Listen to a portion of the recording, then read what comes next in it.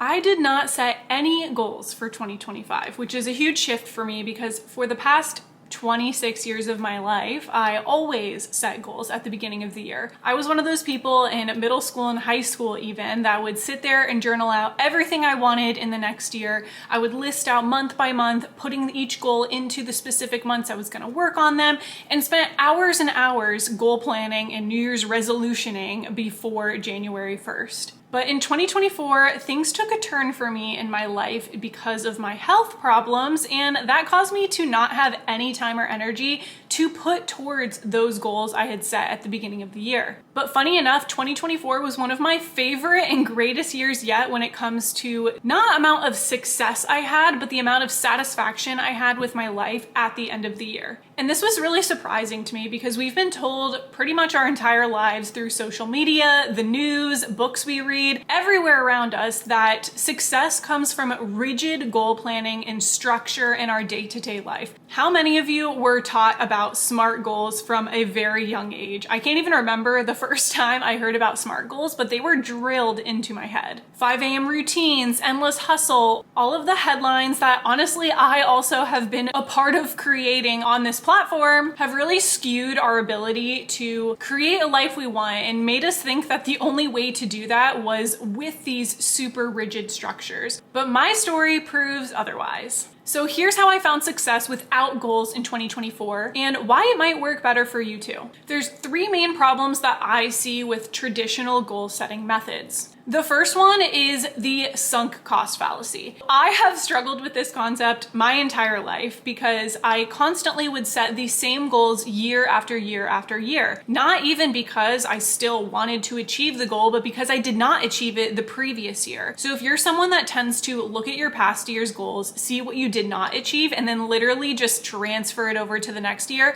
this is the point for you. Sunk cost fallacy is the concept that you stay committed to something just because you already put a set amount of time into it, instead of staying committed to it because you actually want to stay committed. It's this idea in your head that if you give up now, you wasted all of this time and energy on something that you never even achieved. But the reality is, just because you put time and energy into something does not mean that you should continue to put time and energy into it. There are 1,001 examples that I'm sure you can come up with for yourself as to why that is not true. So actually for this one, I want you to sit and think about, literally pause this video and ask yourself, what was something that I stopped doing that in hindsight, I am so glad that I stopped, but at the time it felt like such a waste. For me, that was actually just changing my degree in college. I was already about 2 semesters into a computer engineering degree and ended up fully switching over to industrial engineering. And I basically had to add on a whole nother year of schooling. Now, in the moment, it was very easy to say this would be a waste of my time and energy because putting a year into this means that I'm wasting a whole year of my life before going to my career, and also meant that I ended up with student loan debt that I literally would not have ended up with if I didn't do this. But looking back, I know that this was literally the best decision I could have ever made because going into industrial engineering opened up my world to so many other possibilities within the engineering framework that I use now in my business and freelancing today. Another obvious one is me staying in the engineering field just because I already put 4 years of time and money into it by going to school, well, 5 years. But again, quitting that after literally 1 year post-college was the best decision I could have ever made. And if I had stuck with it for 4 more years just because I had already put time into my degree, I would be literally 4 years behind on growing and building my business. Problem number 2 is reaching a goal, but then still feeling lost. One of the big problems I had with setting goals was I would set a goal and then work towards it for, say, just a few months or a few years, and then get to the end of that goal and realize that I didn't really even want that goal to begin with. For me, again, because of that sunk cost fallacy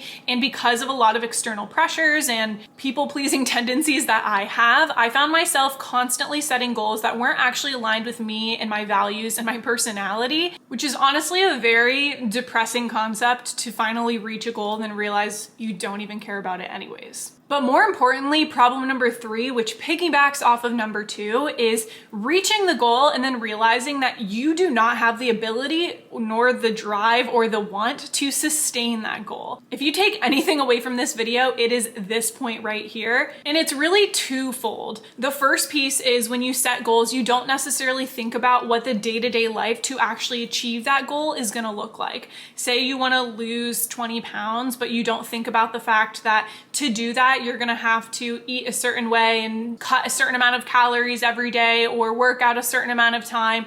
And yeah, there's all different ways to achieve that goal, and it doesn't have to be one strict, rigid way. There is a lifestyle that comes with it that you have to agree to actually achieve that goal. Another example would be freelancing and working for yourself. Although you get a lot of flexibility and freedom with it, you also end up answering clients at all hours. Now, again, you can set boundaries around this and there's ways you can adjust it, but with freedom comes a lot of risk and responsibility working for yourself. And if you don't consider that when you first go into working for yourself, starting a business, freelancing, you might be extremely disappointed when you realize that you don't have the ability to just turn off for a week and go on a vacation without stressing. But the second part to this is what happens once you achieve the goal. So not only do you have to keep up a certain lifestyle and routine to achieve that goal, once it is achieved, there is a new lifestyle that usually comes with that goal. A great example of this, going back to the working out piece, if you set out to lose a certain amount of weight or be able to lift a certain amount of weight in the gym or any type of fitness goal, I personally just experienced this, then to sustain that fitness level, you have to continue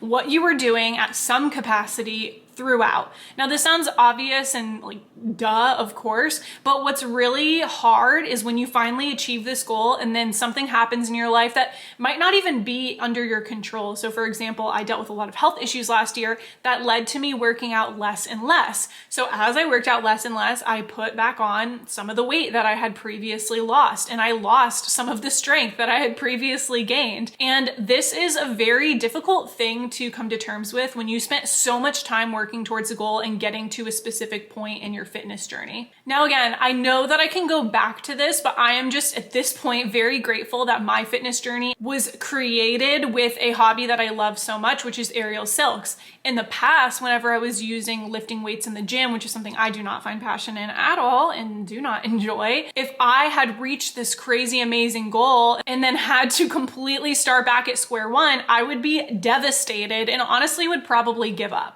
So that's just something to consider whenever you are thinking about the life that you want, and honestly a big reason why I have a huge problem with goal setting. So now that you know what I consider to be the top 3 problems with setting traditional goals, I want to talk about what I did instead and what I'm going to continue to do going forward. Number 1, I focused on daily routines. So instead of thinking about what I wanted to achieve, what the end goal was, I thought about what I want my life to look like right now, what I could feasibly do right now to create a life that I'm very happy, satisfied, and excited to live. And then with that, I built those small sustainable habits into my routines instead of chasing those huge, big outcomes. And what this led to was a much more balanced life that actually fit my lifestyle and the issues I was dealing with my health way, way, way, way better. It also allowed me to build up the skill of actually being consistent with something, and not just consistency for a set period of time, but consistency for a lifetime, which leads right into number 2, which is that I followed what felt right. If something was not working for me, if I was trying a new routine or a habit and building some sustainability around it, and I was finding that I was unhappy with that, then I just shifted. I changed. I didn't follow those feelings of sunk cost fallacy. I literally just completely changed what I was doing. I could say that I let my intuition guide me, but that's honestly a very difficult concept to explain. So really what I did is just ask myself,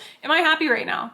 Am I feeling good on a day-to-day basis? If I am not, then I should change something. And it doesn't have to be changing something meaning, oh my gosh, okay, I'm gonna set this goal that I'm gonna build a 7-figure business in the next year. No, that is what I used to do. I'm telling you, it does not work. Instead, what I did was ask myself, what am I not happy with right now? What could I add or remove from my daily life that would make me happier? A great example of this that I just added into my routine was, instead of working Monday through Friday with my clients and kind of being up and down in my energy levels, I found that if I just took Wednesday off and did no client work Wednesday, and I made that day fully about me and whatever I wanted to focus on, whether that's filming a YouTube video, journaling, playing piano, practicing Japanese, doing a workout, literally whatever I wanted to do that was, again, something that made me happy and excited, that is what I spent my Wednesdays on, which means sometimes my Wednesdays are spent on the couch watching a show and resting because that is what my body needs on that day. But this shift has drastically improved my productivity on Monday, Tuesday, Thursday, Friday without leaving me feeling burnt out at the end of the week. And I am so much happier. Like, it was such a simple change that I did. And a big part of why I hadn't done this previously was because of other people's perceptions of what working should be. Being so fixated on that 9 to 5 Monday through Friday schedule had me caught in this rut and feeling burnt out every Friday and then wanting to veg out the entire weekend and do nothing enjoyable. Now, obviously, if you don't work for yourself, this might not be something you're able to do, but it's just an example of how breaking yourself out of this mindset of this future outcome goal and looking at your daily, weekly schedule, your daily, weekly routines, and what you're spending your time on now leads to so much more satisfaction and happiness in your daily life, which feeds right into number 3, which is embracing change. In the past, I was always so fixated on sticking to the path, looking at my goals and saying, okay, I need to do X, Y, Z. I have to stay on this track if I want to achieve this goal. But what that ended up leading to was a lot of not only dissatisfaction in my life, but a lot of bitterness and resentment towards myself, which honestly is just like, who would want that? Like, no one wants bitterness and resentment towards themselves. And sometimes that even bled over into my relationships, my friendships, my family, which is not ever what I want to do. But in 2024, I was diagnosed with not only a pituitary tumor, but also with POTS. And these huge adjustments in my life basically forced me to learn how to be okay with changing and pivoting in my day-to-day. Clients that I was planning on not working with any longer, I continued working with. Clients that I wanted to work with, I did not work with. I really had to just embrace where I was at and move in the direction that felt right to me. And what that ended up leading to was more success than I ever could have imagined. These things that happened to me last year really pushed me in the direction that now is like so obvious to me is the place that I wanted to be and I'm so happy to be in.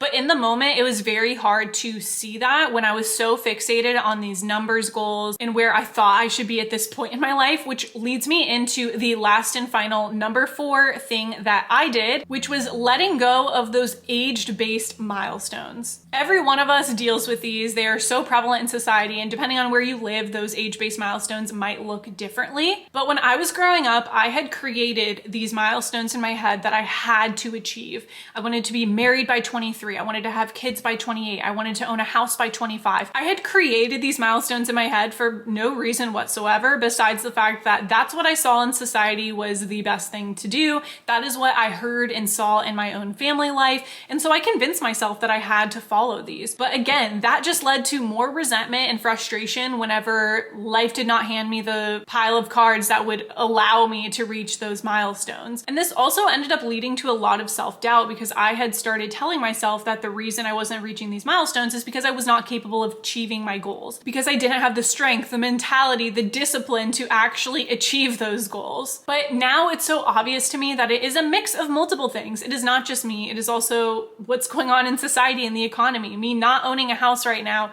is not a reflection on me as a person and my abilities. It is more a reflection of where my priorities lie right now. And that is completely okay. It is so much more freeing to live this way and to be able to view life on such a more gray area, which is not always fun. But as someone who is such a black and white person, this has been such a huge shift for me that has completely transformed my ability to truly achieve my goals and really just work towards a life that I actually want to live. So lastly, I want to talk a bit more about why this specifically worked. While this method really started not under my own control, but because my health challenges really just forced me to slow down and change the way I was living my life, I now see that through living slower, I was able to really build a business that I was so much more happy and fulfilled with, and one that felt so much more aligned. When I think about what I wanted my business to be whenever I first quit my job almost 4 years ago, it is nowhere near what my business is right now. But if I had what I thought I wanted, I know right now I would be unhappy and it would have been completely unsustainable. So I'm really truly grateful that I did not reach that goal. Focusing on those daily habits and the sustainability of those daily habits and routine led to bigger outcomes and more success than any rigid goal ever could have. And most importantly, I no longer subscribe to the hustle culture mentality. I am done just grinding relentlessly for literally no reason at all except to reach some goal, again, that I'm not even satisfied with whenever I did reach it. Instead, I built a life and am continuing to build my life by actually living that life in my day-to-day. I am proof that you do not need a perfect plan. If you have set out to achieve so many specific SMART goals in 2025 and find yourself midway through February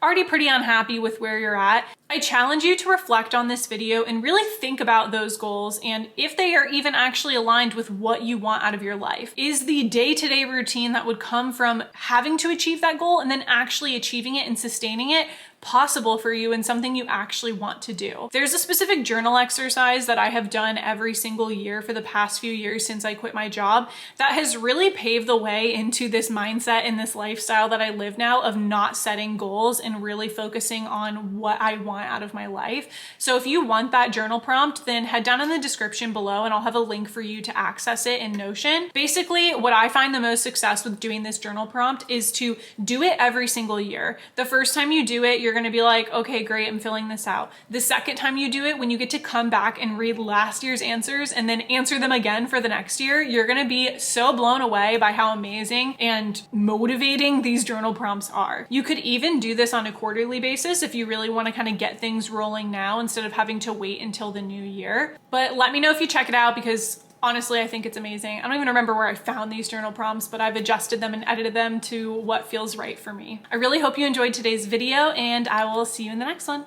Bye.